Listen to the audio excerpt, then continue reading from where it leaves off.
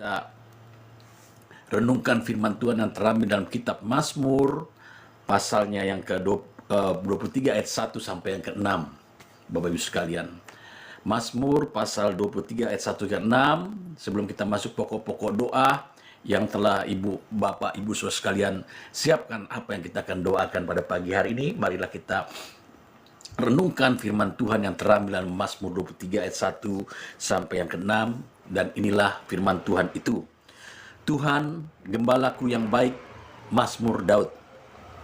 Tuhan adalah gembalaku, takkan kekurangan aku. Ia membaringkan aku di padang yang berumput hijau. Ia membimbing aku ke air yang tenang. Ia menyegarkan jiwaku. Ia menuntun aku di jalan yang benar oleh karena namanya. Sekalipun aku berjalan dalam lembah kekelaman, aku tidak takut bahaya. Sebab engkau besertaku, gadamu dan tongkatmu, itulah yang menghibur aku. Engkau menyediakan hidangan bagiku di hadapan lawanku. Engkau mengurapi kepalaku dengan minyak. Pialaku penuh melimpah.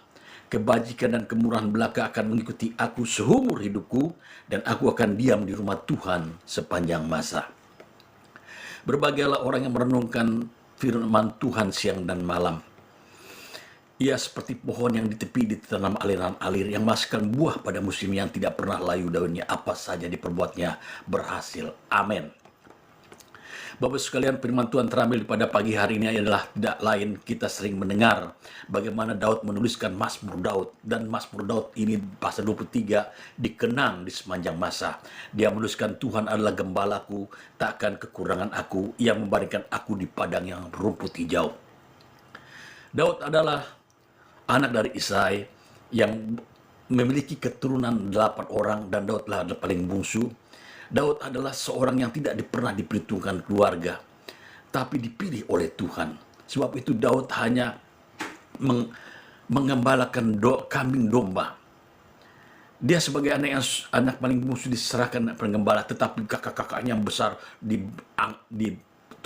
dididik, diberi tugas untuk sebagai tentara Saul, tentara bangsa Bani Israel yang pada saat itu sedang menghadapi bangsa Filistin. Di mana bangsa Filistin itu ada seorang raksasa yang besar. Raksasa yang besar itu adalah tidak lain seorang Goliat yang tinggi, dan dari remaja dia sudah terlatih sebagai tentara Filistin yang dasar dan sangat mengerikan. Karena saking besarnya di seluruh peperangan itu, orang takut menghadapi Goliat. Tetapi Daud menyatakan dalam Tuhan adalah gembalaku, takkan kekurangan aku. Dia percaya kepada Tuhan bahwa segala hal apapun yang terjadi waktu dia mengembalakan kambingan domba, dia menghadapi beruang, dia menghadapi singa, dia lawan. Dia memuji Tuhan. Dikatakan dalam Mazmur 23 ini, dikatakan Tuhan adalah gembalaku, takkan kekurangan aku. Ia membaringkan aku di padang berumput hijau. Ia membimbing aku ke air yang tenang. Ia menyegarkan jiwaku. Ditempatkannya Tuhan di atas segala-galanya. Maka dia dapat mengembalakan kambingan domba itu dengan luar biasa. Singa pun dibantainya, beruang pun dihajarnya, Alkitab mengatakan. Jadi Bapak Ibu sekalian, kalau doa pagi hari ini, kalau kita mengutamakan Tuhan terlebih dahulu, kalau kita mengharapkan Tuhan terlebih dahulu, kalau kita datang kepada Tuhan terlebih dahulu, kalau kita berserah kepada Tuhan terlebih dahulu, masalah apakah yang kita akan hadapi? Bahwa Alkitab mengatakan, jika Tuhan di pihak kita, siapakah lawan kita? Maka Tuhan akan menginjak-injak musuh kita. Daud mengatakan, tempatkanlah Tuhan sebagai gembalamu.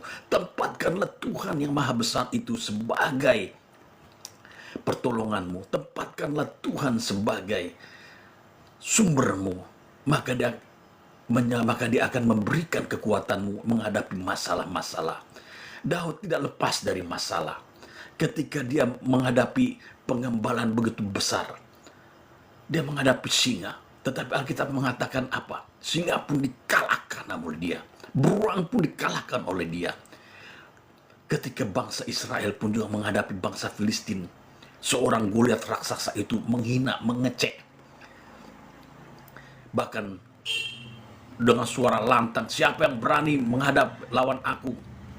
Maka Filistin pun akan menyerah. Cuman saat akulah adalah pahlawan Filistin, Goliat berseru-seru menghina Tuhan Allah juga segala macam. Saul sebagai raja di situ pun tidak berani berkutik karena begitu besarnya Goliat, dan juga dia lihat perawakannya begitu mengerikan sebab Goliat adalah tentara bangsa Filistin yang terlatih dari remaja. Lalu Daud mendengar itu karena dia terlalu menghina, terlalu mengecilkan Tuhan Allah. Sedangkan Daud tahu bagaimana dia mengembalakan, dia menghajar singa, dia menghajar binatang-binatang buas karena Tuhanlah sebagai gembalanya. Tuhanlah yang lebih besar dari persoalan. Tuhanlah lebih besar dari hutang. Tuhanlah lebih besar dari pergumulan pesakit penyakit. Tuhanlah lebih besar dari segala masalah yang kita akan hadapi. Tuhan lebih besar dari segala godaan-godaan masalah pencobaan atau krisis mood yang kita hadapi. Berangkat dari itu, Daud maju. Dia menghadap Saul. Dia akan tantang itu Goliat. Sampai Saul pun mengetawakan dia. Alkitab menuliskannya di kitab Samuel. Daud pun dianggap remeh, dikasih jubah ungu sama Saul. Akhirnya dilepaskan. Tiba-tiba dia ketemu kakaknya juga sebagai tentara di sana. Daud, kau ngapain di sini? Aku akan melawan bangsa kafir itu yang menghina Tuhan Allah. Kakaknya pun terdiam. Lihat Daud maju. Ketika dia menghadapi Goliat, apa yang dia katakan? Aku datang dengan nama Tuhan, sebab kau telah menghina Tuhan Allah. Tapi Goliat mengatakan, apakah tidak ada orang lain yang berhadapan dengan aku, yang sepadan? Ini orangnya kecil. Daud memang perawakannya tidak terlalu besar, seperti Goliat yang tinggi hampir 3 meter. Bapak Ibu sekalian, Daud kecil, mungkin seperti saya 160 meter. Tinggi semampai saja. Tetapi Daud melihat dan mengalami pengalaman-pengalaman. Kalau tempatkan Tuhan sebagai gembalaku, kalau tempatkan Tuhan yang lebih besar, masalah hutang akan selesai, masalah beli rumah selesai, masalah sakit penyakit akan selesai, masalah apapun juga. Dikatakan juga di situ firman Tuhan pada Perjanjian Baru, Tuhan Yesus berkata, marilah kepadaku yang letih subur berat, aku akan memberikan legaan. Berarti Tuhan turut campur dalam segala sesuatu untuk mendatangkan suatu kebaikan bagi kita. Kalau kita tempatkan Tuhan sebagai yang terbesar, sebagai Tuhan gembala yang baik, maka dihadapinya lah Goliat pada saat itu. Daud hanya membawa ketapel. Ketika Goliat ketawa-tawa menghina Daud, Daud langsung tapel, dia tebak langsung pas di keningnya. Matilah dia. Ketika dia mati, digoroklah kepalanya. Dan orang Filistin, tentara Filistin melarikan diri menyerah. Bangsa Israel pada saat itu menang besar. Bapak sekalian, tempatkanlah Tuhan yang lebih besar dari hatimu, pikiranmu. Adakanlah waktu engkau berdoa, adakanlah waktu kau menyembah, adakanlah waktu kau memuji.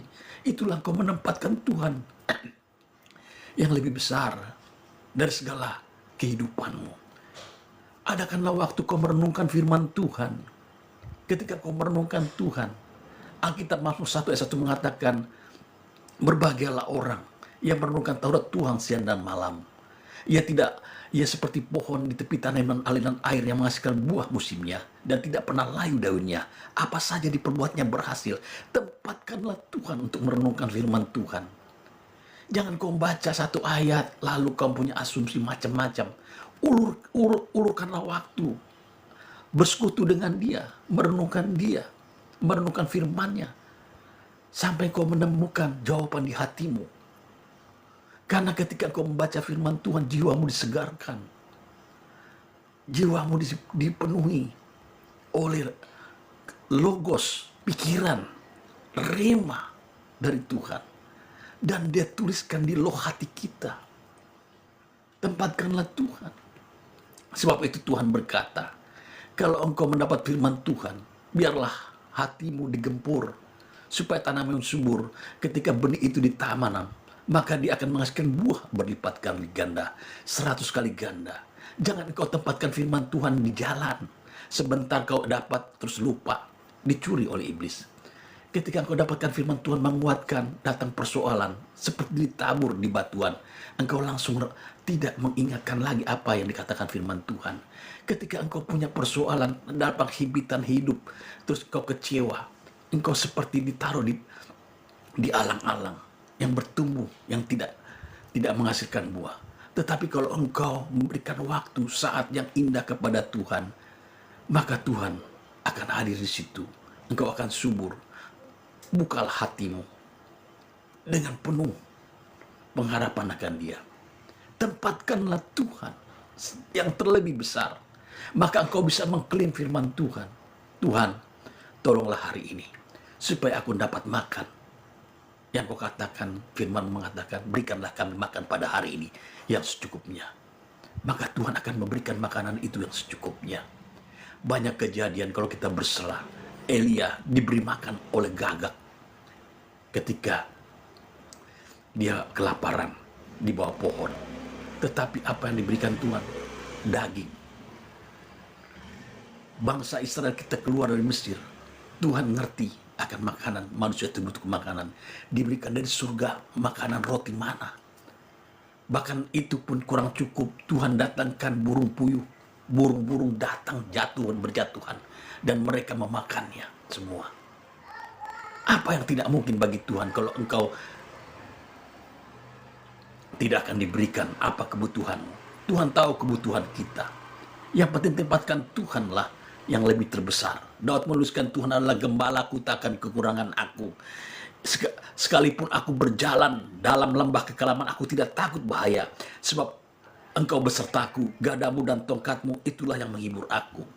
Tempatkanlah Tuhan yang lebih besar dari hidupmu. Maka di perjalananmu apapun engkau hadapi, engkau dilindunginya, dipeliharanya, karena Tuhan besertamu. Dia ada di mana-mana kok. Tidak ada ruang kosong di dunia ini, di alam semesta ini tidak ada yang kosong. Semua diisi oleh udara, semua diisi oleh air, semua diisi oleh apapun. Itulah Tuhan, dia ada di mana-mana. Dia mendengar kita. Dia mengetahui kebutuhan kita. Ketika kita berseru kepada Tuhan, Tuhan lindungi aku menghadapi persoalan, pergumulan, beban hidup ini. Maka di tempat itu juga ketika kita berseru, Tuhan ditempatkan sebagai segala-galanya bagi kita. Maka Tuhan akan memberikan kelepasan, kelegaan, damai, sejahtera, anugerah. Tuhan akan menjauhkan kita dari segala pencobaan. Tuhan menjauhkan kita, melepaskan kita daripada yang jahat. Mazmur 91 mengatakan, jika Tuhan dalam menjadi perlindunganmu, penyakit sampat, penyakit menular pun akan berlalu di hadapanmu. Sebab Tuhan perlindunganmu, maka Tuhan akan menjagaimu keluar masukmu. Tempatkanlah Tuhan. Daud menuliskan ini bukan sembarangan. Dia tuliskan, Tuhan adalah gembalaku. Kalau sekarang ini kita katakan, Tuhanlah yang terbesar dalam hidupku. Tuhanlah, engkaulah Allahku. Maka dikatakan, Tuhan adalah gembalaku, kebajikan dan kemurahan belaka akan mengikuti aku seumur hidupku. Dan aku akan diam di rumah Tuhan di sepanjang masa. Berbahagialah orang yang menempatkan Tuhan sebagai gembalanya, Tuhan sebagai juru selamatnya, Tuhanlah sebagai nakodanya. Maka dia tahu kemana dia akan pergi. Tuhan Yesus berkata, di rumah Bapakku banyaklah tempat. Sebab di mana aku berada, engkau pun akan di situ engkau berada. Itulah Tuhan yang baik, yang membawa kita kepada jalan kebenaran, kepada keselamatan, kepada masa depan yang penuh harapan. Orang yang tidak penuh harapan, matinya pun tidak tahu mau kemana. Tidak bisa setelah kematian ini kita berandai-andai. Kita harus memiliki kepastian. Yesus Kristus telah menawarkan suatu kepastian bagi kita. Barang siapa yang percaya kepadaku, dia tidak akan binasa dan dia akan diselamatkan. Berbahagialah orang yang merenungkan Taurat Tuhan siang dan malam. Ia seperti pohon di tepi tanaman aliran air yang menghasilkan buah musimnya dan tidak pernah layu daunnya. Apa saja diperbuatnya berhasil. Kebahagiaan kita tidak ada lain. Kita harus percaya kalau Tuhan itu berkuasa akan hidup kita. Tuhan itu berkuasa atas berkat kita. Tuhan itu berkuasa atas rezeki kita. Tuhan itu berkuasa atas perlindungan kita. Tuhan itu berkuasa atas kesehatan kita. Tuhan itu berkuasa Sebab itu firman-Nya, iya dan amin. Tuhan itu murah hati, panjang sabar, besar kasih-Nya, dan kasih-Nya tidak pernah berkesudahan. Bapak Ibu sekalian, apalagi Daud telah menceritakan, kalau kita menempatkan Tuhan dalam kehidupan kita, sakitkah engkau? Percayalah, Tuhan akan menyembuhkan oleh bilur-bilurnya. Punyakah engkau persoalan beban yang begitu berat? Tempatkanlah Tuhan yang lebih berkuasa. Tempatkanlah Dia sebagai juru selamatmu. Maka Dia akan memberikan kelegaan, kelepasan bagimu. Di atas segala pergumulan, engkau akan terbang seperti Raja Wali. Dan engkau akan di atas badai melihat. Engkau akan melihat pergumulanmu lewat saja. Engkau akan disertai Dia. Ingatlah janji Tuhan. Kalau kita tempatkan Tuhan sebagai yang berkuasa di hidup kita ini. Berdoalah, renungkanlah firman Tuhan. Jangan jemu-jemu berdoa. Jangan jemu-jemu merenungkan firman Tuhan. Datang ke hadiratnya, menyembah. Adakan waktu. Kalau engkau nggak bisa 1 jam, engkau berdoa setengah jam. Engkau berdoa 15 menit. Apapun doanyamu itu, apabila sungguh Tuhan mendengar. Tetapi kalau engkau berdoa, doamu itu terus, nggak sia-sia doamu itu. Karena setiap doa yang kau naikkan ke hadirat, ke surga, itu dicatat, diperhatikan Tuhan.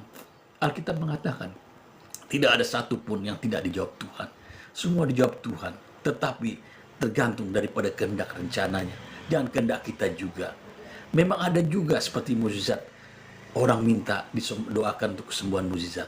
Bisa Tuhan seketika juga mengadakan mukjizat. Tergantung bagaimana kita juga memiliki iman. Sebab Tuhan Yesus membangun kerajaan iman. Tetapi kalau engkau berdoa terus, itu engkau membuat suatu tabungan. Dan Hana, ketika dia mandu, Tuhan mengingat dia dengan doanya yang bertalu-talu. Karena Tuhan mengingat, Alkitab mengatakan dalam kitab 1 Samuel, Tuhan mengingat Hana dalam doanya, maka dia mengandung dan melahirkan Samuel nabi besar. Tuhan mengingat. Sebab itu jangan kita berhenti berdoa seperti Hana. Doa terus. Berdoa. Seperti Daud, dia tidak henti. Alkitab mengatakan Daud selalu berdoa. Dia tidak pernah berhenti. Dia doa terus. Jadi Bapak Ibu sekalian, pagi hari ini kita bersyukur kita ada dalam renungan pagi yang indah ini menjelang pilkada ini. Marilah kita akan berdoa. Kalau Bapak Ibu sekalian ada yang mau didoakan, marilah tuliskanlah doa-doamu itu. Saya akan berdoa untuk Bapak Ibu sekalian. Sebab dua orang sehati, Alkitab mengatakan besar khasiat doa itu. Mintalah akan diberi, kita itu akan dibukakan, cari maka akan mendapatkan. Mari kita tundukkan kepala, kita berdoa. Bapa kami yang ada di kerajaan surga, terima kasih di pagi yang indah ini kami berkumpul, kami ada sebagaimana ada. Begitu banyaknya Tuhan di pagi hari ini hamba-Mu dengan jemaat-Mu yang ada dalam doa pagi hari ini. Kami bersekutu, marilah Tuhan, kami percaya pagi hari ini segala pergumulan, beban, persoalan umat-Mu dan kami semua, baik itu sakit penyakit, beban pergumulan hidup, beban kepicikan hidup, beban masa depan, kami taruh Tuhan di bawah kaki-Mu, karena Engkaulah Tuhan yang maha berkuasa atas kehidupan kami. Maka kami percaya bahwa Ibrani 13 ayat 8 mengatakan bahwa Yesus tetap sama dulu sekarang. Maka demi nama Yesus Kristus terjadi mukjizat kesembuhan sakit apapun. Kami percaya, kami tengking, kami tolak segala penyakit, kami usir dalam nama Yesus, karena tubuh dan jiwa kami telah ditebus 2000 tahun yang lalu, dan demi darah Yesus Kristus kami telah disembuhkan, dan oleh bilur Yesus kami telah disembuhkan dan kami menerima kesembuhan. Dan segala persoalan beban rumah tangga, beban pergumulan hidup, beban pekerjaan, beban masa depan, beban keuangan, beban hutang, beban keuangan lainnya dan fasilitas kalian, demi nama Yesus Kristus kami berdoa hari ini Kau curahkan berkat atas mereka Tuhan. Biarlah Tuhan Kau berikan mereka jalan keluar, kelepasan, kelegaan, damai, sejahtera ke kehidupan mereka. Tuhan berikan limpah-limpah berkat atas mereka, sebab mereka telah menempatkan Tuhanlah di atas segala-segalanya. Kalau Tuhan di atas segala-galanya, engkau berkata engkau akan menginjak-injak musuh, injak-injak musuh utang, musuh pergumulan, musuh maaf apapun juga. Demi nama Yesus Kristus, dan kami berdoa dan kami percaya kami sudah dapat jawaban atas doa kami, dan kami percaya engkau akan memberikan jawaban dan engkau akan melepaskan kami dari segala pergumulan-pergumulan kami. Engkaulah Tuhan yang menyertai kami, berjalanlah bersama kami. Bapa dalam surga, di pagi hari ini kami berdoa secara khusus untuk pemilihan kepala daerah, provinsi, kabupaten, kota. Pada hari ini Tuhan, kami akan memberikan hak suara. Mari Tuhan, Engkau datangkan Tuhan hikmat marifat, supaya kami dapat mencoblos yang benar, dan supaya kami juga dibawa Tuhan kepada pimpinan-pimpinan yang baru, yang takut akan Tuhan dan sesuai dengan kehendak-Mu, supaya dalam keadaan aman dan nyaman Tuhan acara ini dari pagi sampai sore, dan sampai perhitungan dan sampai yang terpilihnya. Biar bangsa negara ini juga Tuhan dalam keadaan aman, tutup bungkus darah negara ini Tuhan, supaya dalam keadaan aman dan damai sejahtera shalom bangsa Indonesia ini. Dan olehnya firman-Mu yang berkatakan bahwa Injil harus diberitakan di Yerusalem, Yudea, Samaria, sampai ke ujung dunia, bahwa setiap lutut bertelut seperti dan mengaku Yesus Tuhan bagi kemuliaan Bapa di surga. Dengan digenapilah di negeri Indonesia ini yang tercinta ini, bahwa Injil diberitakan di seluruh bangsa Indonesia ini, dan mereka percaya Engkaulah Raja di atas segala raja, Tuhan di atas segala Tuhan, yang berkuasa atas bangsa Indonesia ini. Biarlah hembusan angin Roh Kudus menyapu bersih bangsa Indonesia, dan banyak jiwa bertobat, dimenangkan, diselamatkan, dan kami bersama-sama bersuka cita bahwa Engkaulah Tuhan atas kami. Bagimu segala puji, hormat, dan syukur di dalam nama Tuhan Yesus Kristus, nama yang termulia dan agung itu kami berdoa dan bersyukur. Haleluya. Amin. Tuhan memberkati. Selamat pagi Bapak Ibu sekalian. Kiranya selamat memilih, dan jangan lupa berdoa sebelum mencoblos supaya dipimpin oleh Tuhan. Dan kami percaya juga siapapun yang dipilih, Tuhan juga akan turut campur dalam pemilihan pilkada pada pagi hari. Berkati juga aparat semua yang melindungi acara kegiatan ini dan panitia. Kiranya Tuhan memberkati Bapak sekalian. Salam.